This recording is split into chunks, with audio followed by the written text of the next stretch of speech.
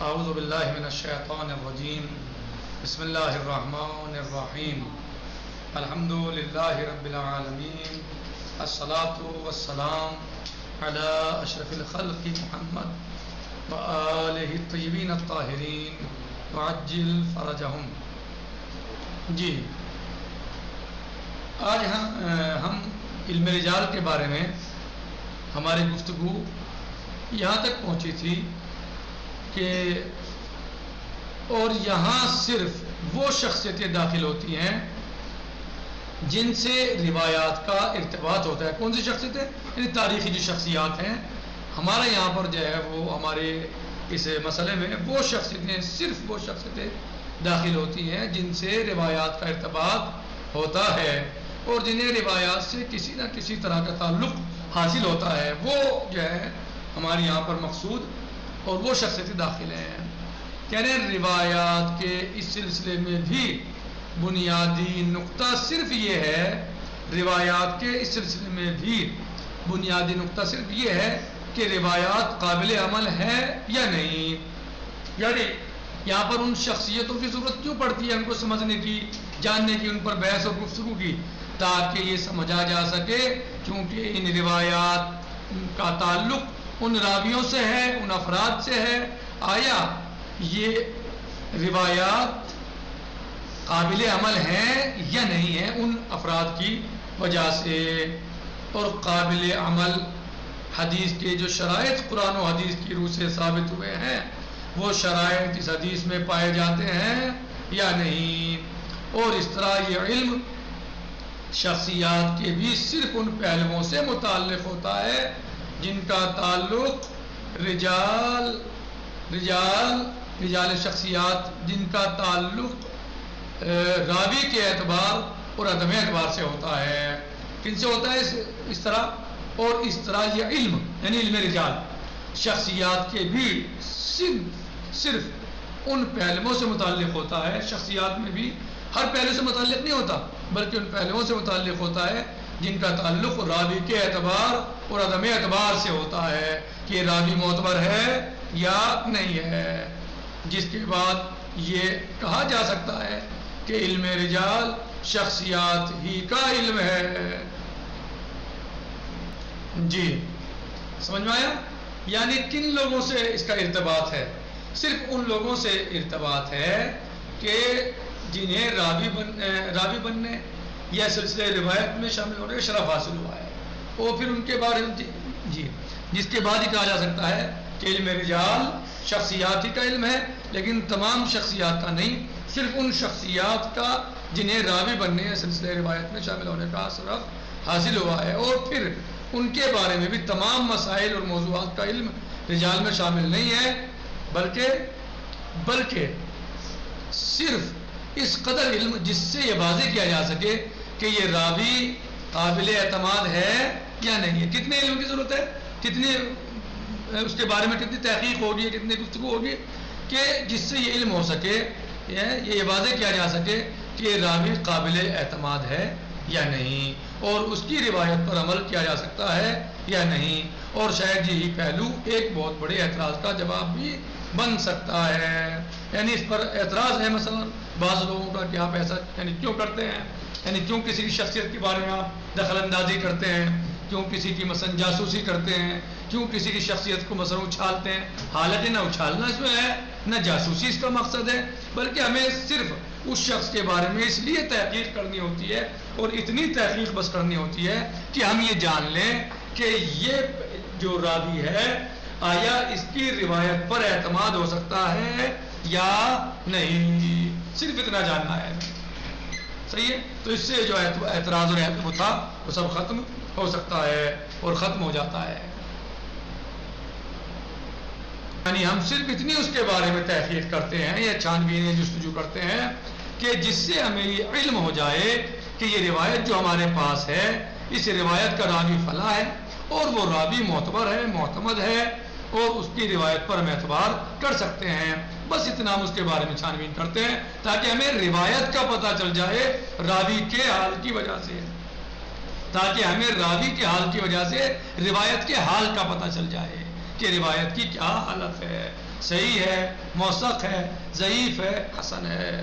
لہذا اس طرح اگر ہم تحقیق کرتے ہیں تو پھر سامنے والے کو اعتراض کا موقع نہیں ہونا چاہیے کہ آپ کسی کی زندگی کے بارے میں یا کسی کے مسئلے میں کیوں آپ تحقیق کر رہے ہیں یا کیوں دخل اندازیاں کر رہے ہیں. حالانکہ کوئی دخل اندازی اس کے پرسنل مسئلے میں ایسے نہیں ہے کہ مثلا کوئی اور وجہ ہے، بس وجہ صرف اتنی ہے تاکہ وہ راضی ہے تو ہم یہ پتہ لگا لیں کہ یہ آدمی ٹھیک ہے.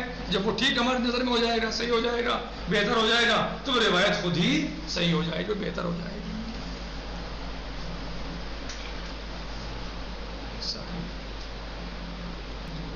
اور پھر ان کے بارے میں بھی تمام مسائل اور موضوعات کا علم رجال میں شامل نہیں ہے، بلکہ صرف اس قدر علم جس سے یہ واضح کیا جا سکے کہ راوی قابل اعتماد ہے یا نہیں اور اس کی روایت پر عمل کیا جا سکتا ہے یا نہیں. اور شاید یہی پہلو ایک بہت بڑے اعتراض کا جواب بھی بن سکتا ہے. اعتراض کیا ہے؟ اعتراض یہ ہے، ھذا ھو الاعتراض. اعتراض کیا ہے؟ یہ ہے اعتراض یہ ہے. یہ اعتراض کیا اعتراض ہے؟ اعتراض یہ پیدا ہوتا ہے کہ جب اسلام نے مومن کی غیبت اور اس کے عیوب کے اظہار کو حرام قرار دے دیا ہے اور اسے مردہ بھائی کا گوشت کھانے کے مترادف بنا دیا ہے،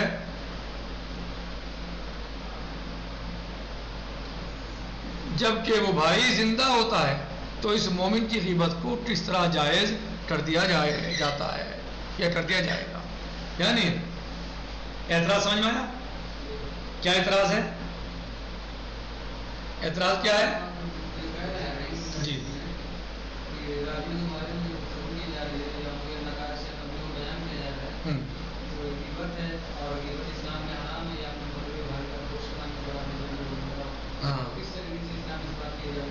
جی یعنی تو پھر یہ کیسے آپ جو کر سکتے ہیں کسی مومن کے بارے میں چھان بین گفتگو کیسے کر سکتے ہیں آپ جو اس طرح؟ تو اس مومن کی غیبت کو کس طرح جائز کر دیا جائے گا جو مر کر چلا گیا. یعنی راوی آج ہمارے سامنے تھوڑے موجود ہیں، کب بیچارے دنیا سے گئے تو ان کی غیبت کو کیسے جائز قرار دیا جائے گا؟ کہہ رہے ہیں کہ اور گوشائے قبر میں آرام کر رہا ہے، یعنی وہ شخص مر چکا، دنیا سے جا چکا، قبر میں ہے اور آپ اس کی جستجو کر رہے ہیں، اس کے بارے میں آپ تحقیق کر رہے ہیں، اس کے عیوب نقائص کو آپ کھول رہے ہیں. تو کیسے جائز ہے؟ آپ کسی کو مثلا یہ ثقہ کہیں، کسی کو غیر ثقہ کہیں، کسی کو جھوٹا کہیں، کسی کو فلاں، یہ آپ کے لیے کیا کیسے جائز ہو جائے گا؟ کیا کوئی قانون تہذیب و شرافت اور کوئی دین و مذہب اس بات کو گوارا کر سکتا ہے کہ آپ زندہ انسان کی تو غیبت آپ کے لیے منع ہے اور جو مر چکا بیچارہ آپ اس کو جو ہے وہ عیوب کھول رہے ہیں، عیوب کی تحقیق کرنا چاہیے، آپ کے لیے جائز ہے؟ یعنی یہ اعتراض نہیں، یہ مغالطہ ہے. حقیقت کیا ہے؟ یہ اعتراض نہیں ہے. گویا یہ اعتراض کرنے والا جو اعتراض کرنا چاہتا ہے یہ مغالطہ میں ڈالنا ہے، اعتراض کرنا نہیں ہے. یہ کیوں؟ وہ آئے گا انشاءاللہ بتائیں گے. کیا کوئی قانون تہذیب و شرافت اور کوئی دین و مذہب اس بات کو گوارا کر سکتا ہے کہ اس کے گڑے مردے کو اکھاڑ لیا جائے اور اس کے عیوب کو تشت ازبام کر دیا جائے اور اس میں جس قدر بھی عقائدی یا عملی کمزوریاں پائی جاتی ہیں سب کا اعلان کر دیا جائے؟ ارے بھائی یہاں جو اس کے باتوں کے بارے میں ہم بتائیں تحقیق کر رہے ہیں، ہمیں اس کی ذات سے لینا دینا اس لیے نہیں ہے کہ ہم کوئی اس کے گھریلو مسائل کو نہیں چھیڑ رہے ہیں، اس کے پرسنل معاملات میں دخل اندازی نہیں کر رہے ہیں. صرف ہمیں یہ دیکھنا ہے چونکہ یہ راوی ہے، اس نے روایت کو نقل کیا ہے، ہمیں اس کو جھوٹا سچا ثابت کرنا اس لیے نہیں ہے کہ اس کی پرسنل مسئلے کی وجہ سے، بلکہ اس لیے ہم اس کے بارے میں جستجو کر رہے ہیں کیونکہ اس نے روایت نقل کی ہے اور ہمیں روایت کا سچا جھوٹا حسن ضعیف صحیح موثق ہونا جبھی پتہ چلے گا جب اس کے راوی کے حال کا ہمیں پتہ چلے. اگر راوی کے حال کا ہمیں علم نہیں ہے تو پھر روایت کا ہم پتہ نہیں لگا سکتے. لہٰذا اب اس کی شخصیت اس کی یہ جو مسئلہ ہے یہ مسئلہ اس کی ذات سے مخصوص نہیں ہے بلکہ پورے سماج اور مذہب اس کی روایت پہ ٹکا ہوا ہے اور روایت اس کے اوپر ٹکی ہوئی ہے. حکم شرعی اس روایت پر ٹکا ہوا ہے اور یہ روایت اس کی سچائی یا جھوٹ پہ ٹکی ہوئی ہے. اگر یہ سچا ہوگا تو روایت لی جائے گی، حکم شرعی صحیح حاصل ہو جائے گا. اگر جو ہے یہ جھوٹا ہے تو روایت جھوٹی ہو جائے گی اور اس سے حکم لیا جائے تو حکم غلط ہو جائے گا. تو لہٰذا ہمارا مسئلہ اس کی ذات سے نہیں ہے یہاں، لیکن چونکہ وہ ایک ایسے مسئلے میں داخل ہوا اور ہو چکا کہ جو ہمارے احکام کے لیے دخل ہے، جس کا بہت بڑا ہمارے احکام میں، لہٰذا ہم اپنے حکم کو صحیح کرنے کے لیے روایت کی صحت کی تلاش کریں گے، اور روایت کی صحت کے لیے راوی کے صحیح ہونے کو ہم تلاش کرنا چاہتے ہیں، نہ کہ ہمارا مقصود اس کے بارے میں اس لیے ہے یا ہم یہ چاہتے ہیں کہ اس کی توہین ہو یا اس کی کوئی بے حرمتی ہو. اور انہی کتابوں میں اور انہیں تو یعنی جس قدر بھی عقائدی یا عملی کمزوریاں پائی جاتی ہیں سب کا اعلان کر دیا جائے اور انہیں کتابوں میں درج کر دیا جائے. حالانکہ اللہ عز و جل تو ستار العیوب ہے اور آپ لوگوں کو عیوب بیان کر رہے ہیں، کتابوں میں درج کر رہے ہیں. یعنی یہ اعتراض علم رجال پر ہوتا ہے، یہ اعتراض نہیں بلکہ کیا ہے، مغالطہ ہے. جیسا کہ مثلا بہت سارے لوگ جو ہیں وہ کیا کہتے ہیں، ارے بھائی فلاں کو برا نہ کہو، ارے بھائی برا نہ کہو. کیوں نہ کہو؟ مثلا کہ بھائی ٹھیک نہیں ہے، اس سے امت میں تفرقہ ہوتا ہے. تو انہیں امت کے تفرقے سے لینا دینا نہیں ہے، تفرقہ تو وہ کر کے جا چکا جس کی برائی کو منع کر رہے ہیں. صحیح ہے، وہ جا چکا، لیکن یہ برائی کو منع کیوں کر رہے ہیں؟ ان کا ہدف کچھ ہو رہا ہے، یہ مغالطے میں ڈال رہے ہیں لوگوں کو کہ یزید کو برا نہ کہو. کیوں نہ کہو؟ ٹھیک ہے اس نے قتل حسین کیا ہے، غلط ہے، لیکن اب برا کہنے سے فائدہ کیا ہے؟ اب امت میں انتشار ہوتا ہے. یعنی یہ کیا ہے، ان کا مقصد امت میں تفرقہ اتحاد نہیں ہے، ان کا مقصد ہے یزید کی برائیوں کو چھپانا. کیا مقصد ہے ان کا؟ یزید کے عیوب کو یا برائیوں کو چھپانا. یعنی مقصد میرے کہنے کا یہ ہے یہاں پر، یعنی میں مثال اس لیے نہیں دے رہا ہوں کہ مثلا کسی شخصیت کو نہیں، بلکہ اس لیے دے رہا ہوں کہ یہ مغالطہ ہے، مغالطے کی مثال میں دے رہا ہوں کہ مغالطے میں ڈالا جاتا ہے لوگوں کو.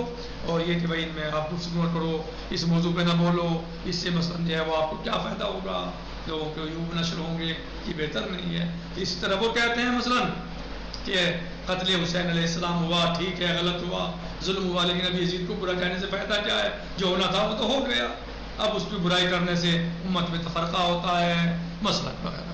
کیوں روتے ہو، کیوں ہر سال مناتے ہو، اس سے کیا فائدہ؟ یعنی مغالطے میں ڈالنا ہوتا ہے. جیسے میں نے آپ کو بتایا تھا کہ مشکل کشا کے بارے میں مثلا جو ہے کہ بس اللہ ہے، وسیلے کی ضرورت نہیں ہے، بس اللہ سے ڈائریکٹ مانگو، یہ کیا مغالطے میں ڈالنا ہے؟ ورنہ شرک ہو جائے گا. تو کہیں شرک نہیں ہوگا بلکہ مغالطے میں ڈالنا ہے. جی،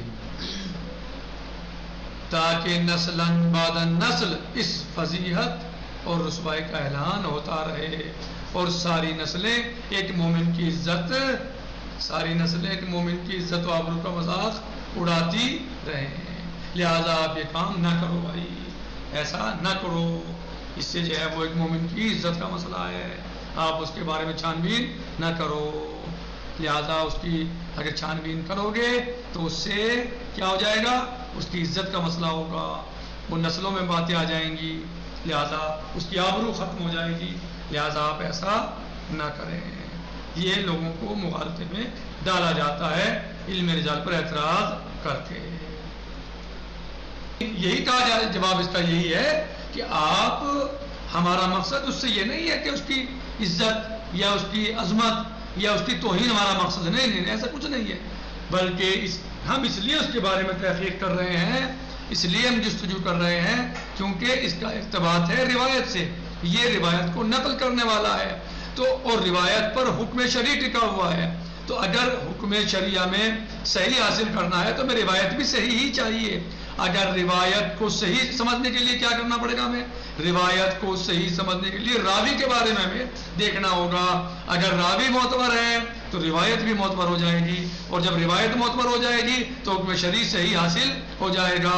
اور اگر راوی معتبر نہیں ہے تو روایت غیر معتبر ہو جائے گی، اور پھر ہم اس سے حکم شرعی کو حاصل نہیں کر سکتے. پھر یہاں پر ہم جو ہے وہ کسی اور روایت کو دیکھیں گے. تو یہاں پر ہمارا اس کے بارے میں گفتگو کرنا، گفتگو بمانے گفتگو نہیں ہے، گفتگو بمانے توہین نہیں ہے، گفتگو برائے توہین نہیں ہے، گفتگو برائے غیبت نہیں ہے، بلکہ اس کے بارے میں چھان بین صحیح روایت کا حاصل کرنا ہے تاکہ راوی صحیح ہو تو روایت بھی صحیح ہو. اگر ہم چھان بین کر رہے ہیں تو اس لیے کر رہے ہیں تاکہ اس کے نقل کی ہوئی روایت کا پتہ چل جائے کہ اگر یہ صحیح ہے، یہ سچا ہے، تو روایت بھی سچی ہو جائے گی. آج یہ پر اتفاق کرتے ہیں.